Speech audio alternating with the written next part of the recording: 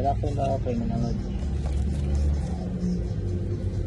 Criminology is the scientific study of crime, criminals, and victims. The early explanation of crime during the Middle Ages was equated with sin and related to opposition of evil spirit. The study of criminology emerged in the mid-18th century with the birth of classical criminology, followed by the positivist criminology in the late 19th century, sociological positivism in early 20th century, and a logical civilization view of crime in mid-20th century. Criminology in the Philippines started in 1954 when PCCR pioneered in offering criminology as a college degree. Why is there study about crimes? What is criminology? According to Merriam-Webster Dictionary, the word criminology was derived from the Latin word crimen, which means offense, and the Greek word logos, which means to study. So there are three most common concepts of crime used by the criminologists according to Sigil in 2016. These are consensus view of crime, the belief that a majority of citizens in a society share common values and agree on what behavior should be defined as criminal. Conflict view of crime, the belief that criminology behavior is defined by those in power in such a way as to protect and advance their own self-interest. Interactionist view of crime, the belief that those with social power are able to impose their values on society as a whole, and these values that define criminal behavior. The concepts of crime and their description. Consensus view, the law defines crime, agreement exists on the outlawed behavior, laws apply to all citizens equally. Conflict view, the law is the tool of the ruling class, crime is politically defined concept, real crimes are not outlawed, the rule is used to control the underclass. Interactionist view, moral entrepreneurs define crime, crimes are illegal because society defines them that way. Criminal labels are life-transforming events. Who is a criminal? A criminal is any person who has been convicted by final judgment in a court of law of the crime charged against him or her beyond reasonable doubt. Who is a victim? The offended party, or the one who suffers injury or harm caused by an act of another person, is what we call a victim.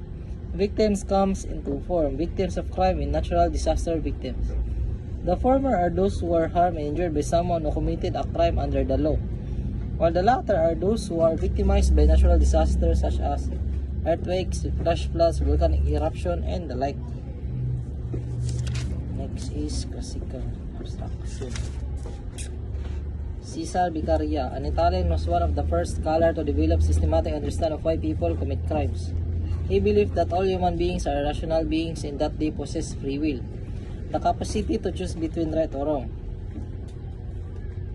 Next, Jeremy Bentham, a British lawyer and philosopher who wrote Principles of Morals and Legislation, where he applied the principle of utility.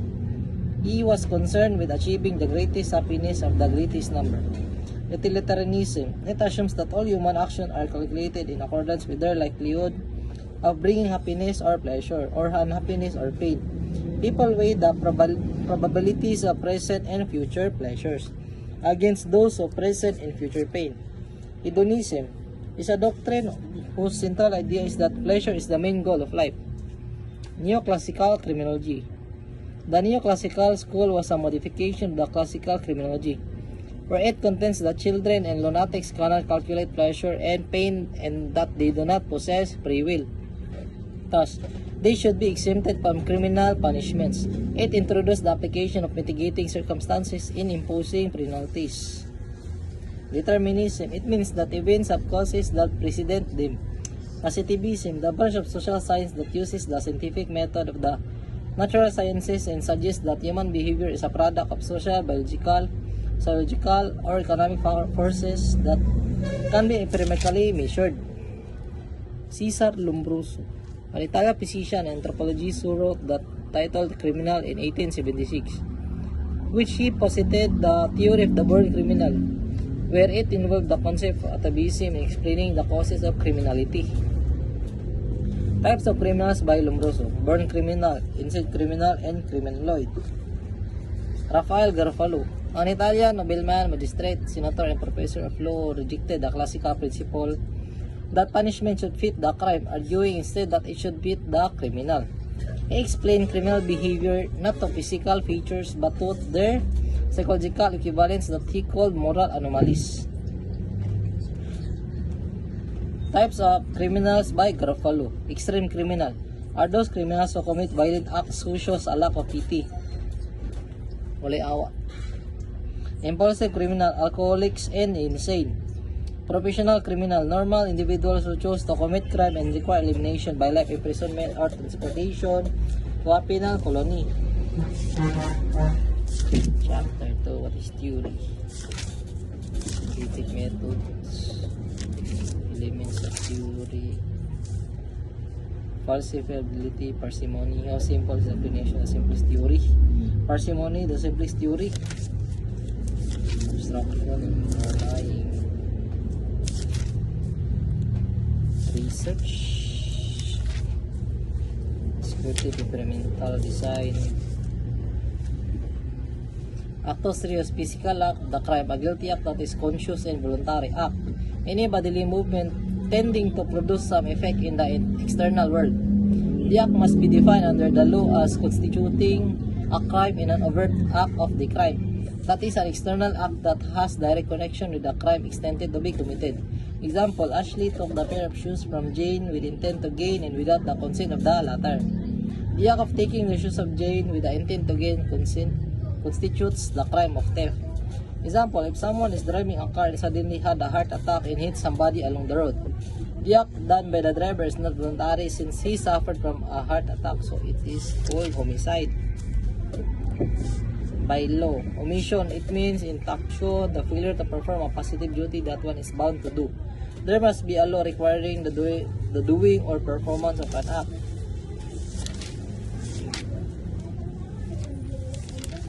Acute criminals are not really criminals since they do not show persistent antisocial or criminal attitude and do not frequently violate the crimes.